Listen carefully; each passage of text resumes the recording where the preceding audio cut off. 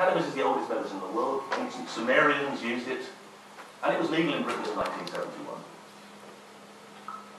And then a couple of GPs in Notting Hill prescribed it to patients and said, put it on cigarettes and smoke it. And instead of banning the GPs, or as well as banning the GPs, they decided to ban the drug. Strange concept, but the drug's gone. Now this drug was very much used in the previous century. Queen Victoria reigned. She wrote eulogies about cannabis. She said it was brilliant for period pain. She said it was, well, I can ask you that question if any of you agree. She also said it was good for childbirth. I don't know if many of you heard that. And her physician wrote the definitive text about cannabis in 1890. I sometimes wonder if the reason she had so many children was because she used it other times as well. I don't know. So that's 100 years ago. Where have we progressed as a society in 100 years? Well, we've got to this. This is what the war on cannabis does in the real world. This is a true story. A Scottish teacher in her 50s, wheelchair bound. She uses cannabis, she grows her own to provide relief. And 3 times in the last few years, on dawn raids, the Scottish police have smashed her front door down to convict her. Now, it's not as if she can run away. I mean, they could have knocked and they should have let them in. But war makes you do crazy things.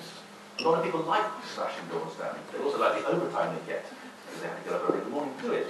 But that's our taxpayers' money doing that. So it's not only unjust, it's also a ridiculous, expensive way of dealing with a completely non-problem. However, there is another approach.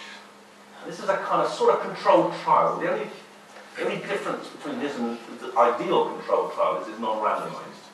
But here's a trial that shows a different approach to cannabis possession, which may come to different outcomes. So this is a story that goes back to 1982 in Eton. David Cameron on the left. I couldn't get a young picture of Astor, but that's what he looks like. He got married recently. But these were both together as students at Eton. Do we have any Italians in the audience? And they, in 1982, they were young boys who were enjoying their first experience of cannabis. And they used to go into the East End of London, they used to buy reggae records, and they'd come back with other things, brown stuff in the brown bags. And they were caught smoking in their house. And because Cameron, sorry, I've got to stop calling him cannabis, because Cameron had only smoked and not sold the drugs, he was not thrown out. He was fined, don't know how much, he was gated, he couldn't go to the tea shop on Saturdays. And he was given a Georgic, copying out hundreds of lines of acid. Now, I think that's a very interesting and civilized approach to cannabis use, and one we could perhaps use more widely today. You won't tell us what the lines were, but I do wonder if it was this.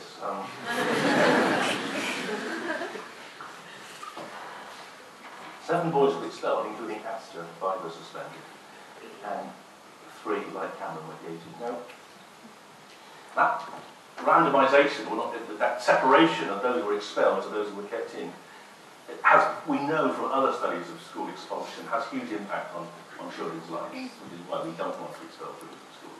And in this case, Astor went on to have a life, essentially a life of drugs, and he's had multiple convictions since. And you do kind of wonder whether being kicked out of school that young might have had an impact on them. However, Cameron was kept in school. He succeeded in getting his GCSEs and his A-levels, and he went from being the most difficult boy I've ever taught to Oxford, and then into Parliament. And he was David Seed, the Progressive MP. And he opposed Howard's crackdown on raves, not least because Sam Cam was quite a raver. And as you saw, she was last year. She went to a rave in Ibiza. And he was very sensible. He served on the Home Affairs Select Committee, and he argued that the drug laws were rubbish. This is a quote from their report in 2002. The international drug laws are rubbish as well. And he said ecstasy shouldn't be class A, it should be class B. And he was very sensible. And then, as soon as he was made leader of the Tory party, he changed his tune. And the day after, he retracted his views on ecstasy. And now, he's leading a government which is trying to put through a drugs bill which is based on the supposition that drug addiction is no longer an illness, but it's a lifestyle choice. And that's a very clever bill, because it means that a stroke, you dispense with all treatment services and save billions. So it's evil and cynical. And it's based on a misunderstanding of why people use drugs. And I want to show you the difference between a lifestyle choice and drug addiction. So the top left is the current leaders of this city and the country, Cameron, and members of the Bullingdon Club. Bullingdon Club is a drug-taking, drinking club that has been in existence for a few hundred years in Oxford. And that is a lifestyle choice, because these people were able to stop their excessive drug use and become politicians. So that's a choice. Drug addiction isn't a choice. Once you are a drug addict, you are trained in the process and the rituals because your brain is taken over by the drugs. So it's ridiculous to assume that drug addicts can simply change their lifestyle without any kind of medical intervention. So then the question arises, is it genes or is it environment? And this gets me to the fathers of University College psychology, Francis Galton and Trevor Burton. And these were interesting men. They pioneered the study of individual differences. They were fascinated to know whether tall women had tall children, big hands had children with big hands, etc. And they were interested in IQ as well. And they were fascinated. They assumed that most, certainly physical traits and many behavioural traits, could be inherited. And I would have been fascinated to have known what they would have made of drug use, because drug use occurs for different reasons. And simply put, some people take drugs because they enjoy it, and I guess that's what most of you do, but not all of you. Some of you take drugs because it reduces your suffering. And we must differentiate the two, because we know in clinical practice, a lot of drug use relates to illness. A quarter of all young male alcoholics drink because they've got social anxiety. Only when they're intoxicated can they face social engagement. And in my professional career, and I'm an expert in this field, two of my colleagues, one is a medical student, one is a more senior doctor, have become alcoholic for the same reason. And I'm sure there are some of you in the audience who suffer from that. A half of older drinkers use alcohol to reduce stress and assist relaxation and sleep. And I can hold my hand up. I mean, I do drink, and I drink usually to relax. But a lot of cannabis users do that as well. And why should they run the risk of criminalisation if they choose to use a different relaxant to us? And the worst thing of all is that many people with schizophrenia benefit from cannabis. In fact, it's very hard to find a cannabis-using schizophrenic who finds it doesn't help them. But we've got to this absurd situation now where doctors and parents are saying, it's your fault. If only you stopped or you never used cannabis, you wouldn't be psychotic. And that is total rubbish. But we completely miss the point. If you talk to schizophrenics, why do you use cannabis when it makes the voices louder? They say, because I can cope with them better. Because I can think more fluently. I'm not locked into this obsession with them. And I think now people are beginning to understand that most people who use schizophrenics who use cannabis, they're not addicted to it. But it's the one thing that actually gives them release. And I was talking to another doctor this afternoon, a patient in hospital in an intensive care unit. I would like to prescribe that schizophrenic cannabis, because I think it would probably be the best thing for him, but it's impossible. Now what would Burt and Galton say about this? This is a fascinating finding about the genetic differences which predict the effects of drugs. So this is a study using a test called the Wisconsin-Carter test, which looks at cortical flexibility, prefrontal cortical flexibility. And you see there are three groups, and the groups are genetically different. They have different variants of an enzyme which metabolizes dopamine. And you see on the left-hand side, under placebo,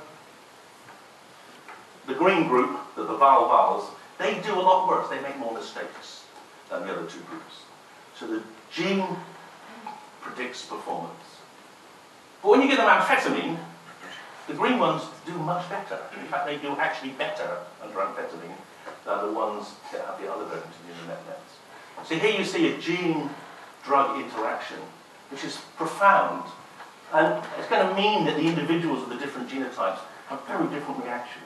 The green ones, the vowels, will benefit from using amphetamine, and the net-nets will find it impairs their performance. And that's very relevant for any of you who are thinking of using stimulants to help you with your exams, because you need to know which of these you are.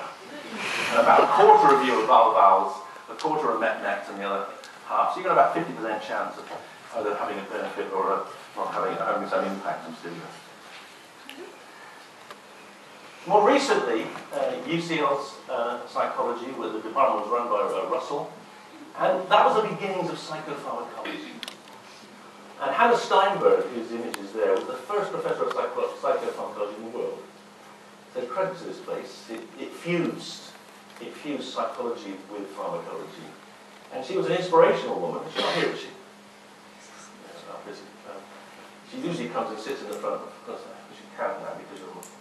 Anyway, I haven't seen her for a few years, I hope she's still alive. Anyway, her research was on appetite, locomotion and stimulants, and she showed this fantastic interaction between stimulants and sedatives. So she worked on barbiturates and amphetamines.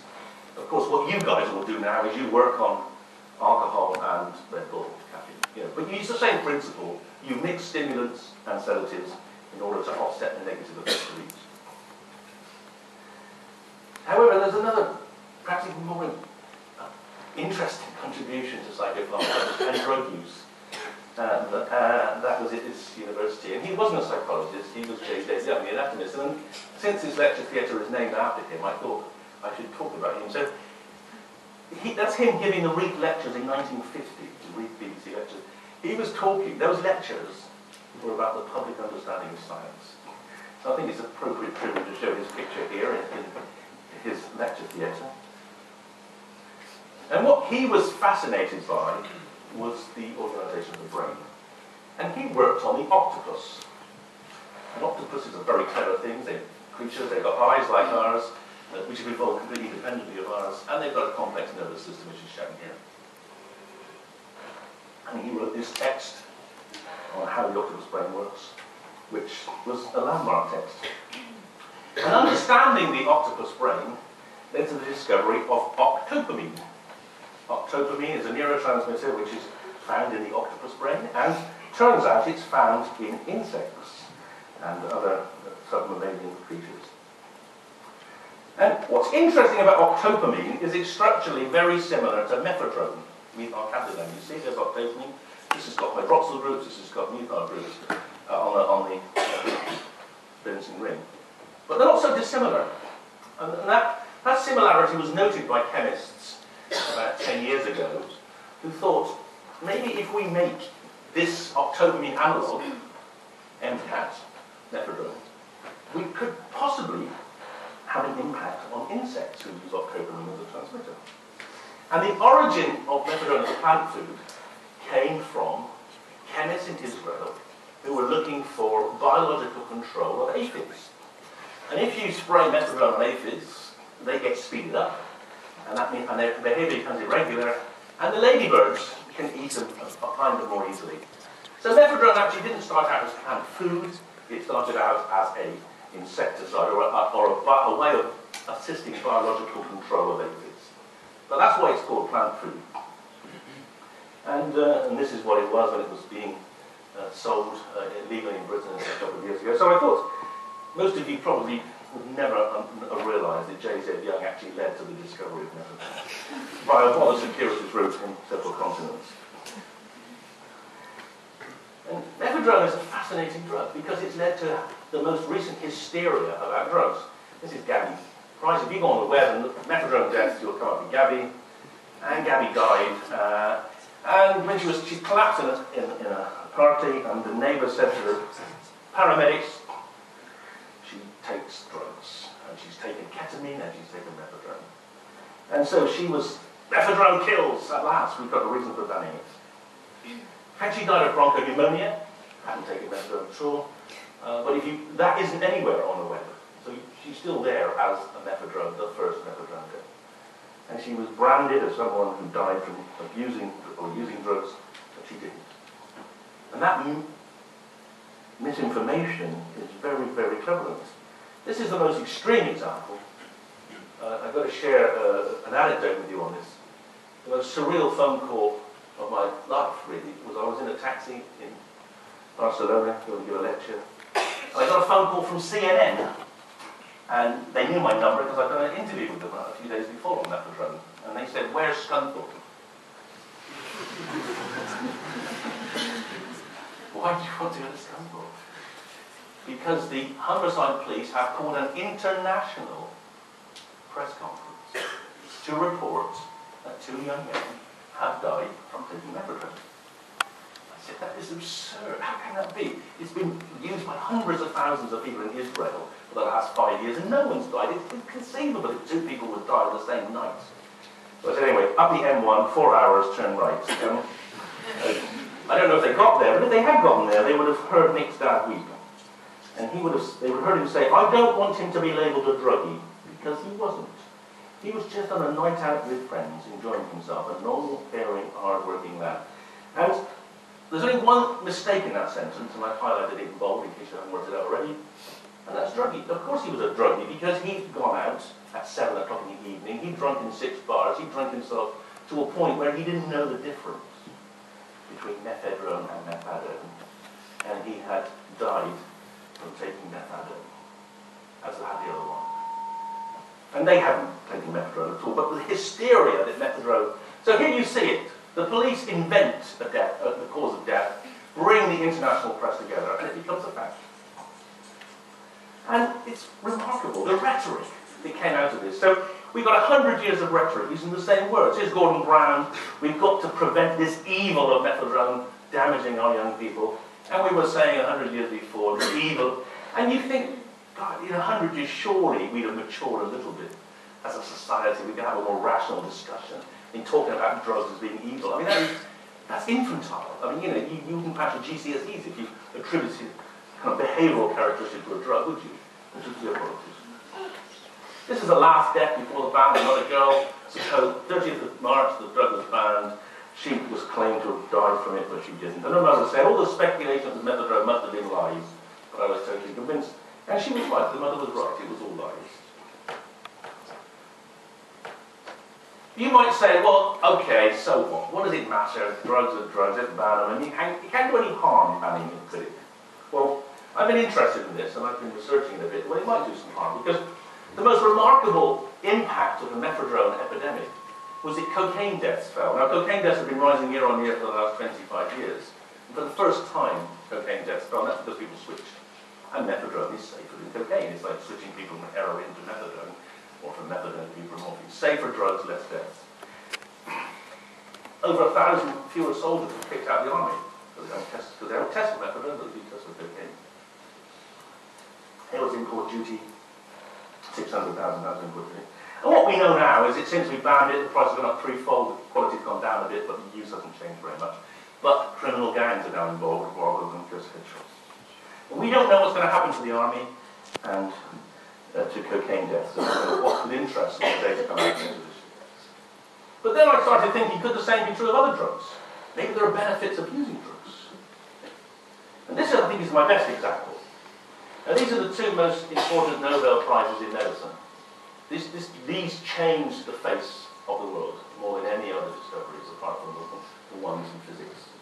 And the discovery of DNA and the discovery of the PCR reaction both came to these individuals using LSD. They came while they were having a trip.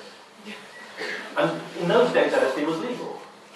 LSD has been banned. And I do wonder whether scientific progress may have actually slowed down or perhaps not achieved what it might have done if we actually denied access to this kind of creative kind of chemical which might help people think much more laterally about solving difficult problems like the structure of DNA. And you can argue the same is true of all these drugs. Ecstasy was being used for 20 years safely as a therapeutic tool. It was banned, and we spent 40 years now fighting to get it back so we can use it in therapy. And it's very difficult to use because of all the regulations, because it's illegal. Psilocybin for depression, LSD, lots of evidence that LSD was useful helping people deal with dying. But because young people started using it, the CIA started telling us it was dangerous, it's not banned. And so people now die in pain, distress, rather than perhaps having had insights into the meaning of their life. And methadone and naproxen, these were drugs which were coming out of programs which were being intensely useful to humanity. So methadone as plant regulator or insect control, naproxen as alternative treatments for cocaine addiction. But they now be banned. And once a drug's banned, it's virtually impossible to work with. I'll just show you some data. This is the recent Nutt study showing that in severe PTSD, you've got 8 out of 10 people responding well to psychotherapy under MDMA, under placebo, very little response. This is a study of ours, which is going to come out at the end of this month, looking at the effects of psilocybin on brain blood flow, showing remarkable shutting off of this part of the anterior cingulate cortex by psilocybin. And that's the part of the brain which drives depression. So we've now, based on this, we've now got an MRC grant to use it in patients, to see if we can help patients who don't respond to antidepressants get over their depression using psilocybin. But it's been a seriously difficult thing to do, to even get hold of the drug and be allowed to use the drug. And that's because the media hate these drugs.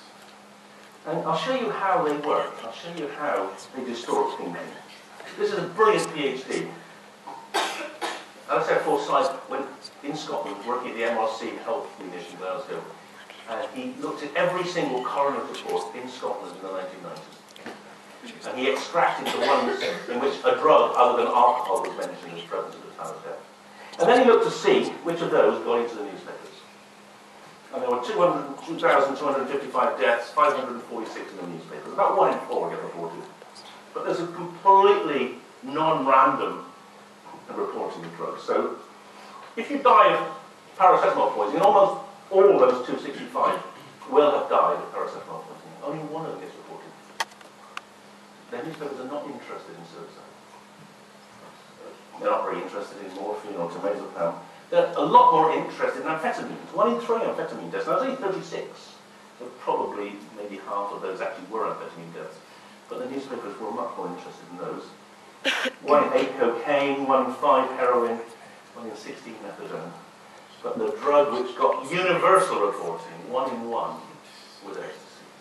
And that's why you, probably your parents, and why a lot of the population in this country, they believe ecstasy is so dangerous, because that's all they read about. It's the only drug that ever gets into the newspapers.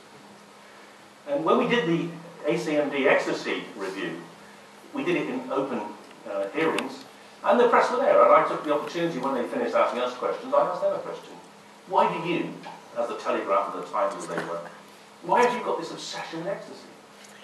And they didn't like that, actually, because journalists don't like being asked questions, but they scratched their heads, and one of them said, I think it might be because it's white middle-class kids, especially girls. And so it's a social bias that sells newspapers, which actually is determined through drug classification of it. I want to just mention a current UCL researcher. This is Val Curran, who's in the audience here. And she's the new professor of psychopharmacology. And she is the UK world expert on experimental psychology of ketamine, MDMA, and cannabis. And in fact, you can even see pictures of her on ketamine if you want. Well, it's so I'm told, I haven't seen them myself. But I want to tell you about something remarkable that she did. Was it last year she went to New York and she testified in a court case about the sentencing of someone for possession of MDMA in the States. And her evidence managed to reduce the sentence by 60%. So she's actually, this is the most profound change in US sentencing law that I've ever heard of. And it was driven by just a complete understanding of the literature and the research findings and the ability to explain to the US judges that their attitude to ecstasy, which is even more extreme than ours, was completely irrational. So thanks, Father, for that. Great. And I'm going to finish now by just looking at my, what I like to call a hobby horse, which you will see in a minute why I thought that. How harmful should a drug be banned? Well, people do dangerous things. Are there some parameters, are there some examples, some comparators of drugs? Now, I don't know if they're Scots, but anyway, we don't stop that. Don't know how we could, but anyway. This is an example of another harmful activity which was introduced to me by another UCL person who's in the audience here, and that's Claire Stanford. And after I published the paper, I'll show you in a minute, she wrote and said, Dave, I think suntanning is the example. Young people do it, they do it because it makes them look nice, they have fun from it, but eventually it kills them. So this is the new tobacco. Because we now have got over 10,000 melanoma cases in the UK. And a lot of this is driven by the inappropriate early use of sunbeds. And so this is like liver disease. Melanoma is one of the few illnesses which is rapidly rising in the UK, and it's often terminal, usually terminal. So it's something we should be concerned about. And what we've decided to do as a country is decide to regulate the use of these beds and try to tell people not to use them excessively, and also stop under-18s using them. For a long time, I've wondered whether alcohol, as the sort of paradigm drug of use, should be the comparator. And I wrote this paper a few years ago now, suggesting that ecstasy was more harmful than alcohol. And ethanol, by the way, is the other name for alcohol. And then I became interested in the harms of horse riding. And I'll tell you the story because I'm a clinician. I see one of my areas of interest and expertise are people who suffered brain injuries, either tumours or trauma. And I saw a woman who came from Cornwall to see me in Bristol, and she was 37, and she'd fallen off a horse about 2 years before, smashed the front of her brain in, and undergone a complete personality change. So she'd lost her job, she'd lost her husband, lost her children, and was in the process of being excluded from any activity in the town. She came to see me, and I treated her with amphetamine, an illegal drug, because sometimes amphetamine does put behavioural control back into brain damaged people, the same way as it puts behavioural control back into people with severe ADHD. But it didn't cure her, it helped her a little bit. But it got me interested in the dangers of horse riding, and I read a bit about it, and it's pretty common. There's a lot written about death, spinal transection, brain damage, etc., etc. Even silverback, even kryptonite can protect you from the dangers of horse. Actually, maybe you don't know who he is. I was interested in whether people could become addicted to horse riding. And here is a description of an addiction. And I find it hard to know what this addiction is, because those who do it do so because it's a passion, a thrill, a love affair, because it brings that sense of being alive, properly alive. In a way, there's an implicit contract with the devil. It's dangerous, but you're willing to accept and suffer the consequences. And that, could be one of many kinds of behaviours. So, it turns out it's horse riding. This is the woman who wrote it, Melanie Reed, and she wrote it from her hospital bed, having broken her neck and her back from falling off the horse. And then she wrote another article which illustrates another feature of addiction, which is withdrawal reactions. And here is a withdrawal reaction from horse riding, which is as good as you'll get from, or as bad as you'll get from drugs. Part of me yearns to be close to a horse, to bury my face in its neck and inhale that smell. But the sense of loss that will come with that is terrifying. So she addicted, withdrawn, and now she's back on. She's in a body brace and she's back on a horse. So she's reinstating things. I mean, it's fascinating. I don't think you can dispute that there is such a syndrome as equity, which is what I am thinking. Equine addiction syndrome. And I put this out there to make people think, just to cut through the crap that's talked about the harm of drugs like ecstasy. And it was, this has truly been my most successful paper. There's been nearly 7,000 downloads. And it's only created a debate and a discussion. If you want to, you can read the paper, but these are the comparisons between ecstasy and ecstasy. You can choose which you think is more dangerous depending on your sort of political persuasion. I think if you're very green, then clearly the saving of methane from horses is something you might take on board. But as I like to say, it's very hard to smuggle a horse into a club, isn't it? So and there's another side to this, of course, which is the horse. I don't want to dwell on this, but in reading around this, I discovered lots of horses die each year for the pleasure of humans. But anyway, I guess that's they're not human. Well, after I published that paper, I got a phone call from the Home Secretary. There she is, Jackie Smith, and that's not a ventriloquist dummy, I think. And it was in the same room as I'd seen the patient, and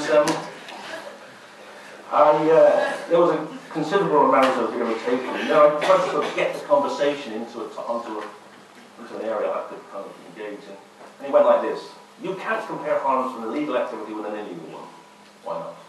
Because one's illegal. Why is it illegal? Because it's harmful. Don't we need to assess harms, compare harms, and determine it should be illegal?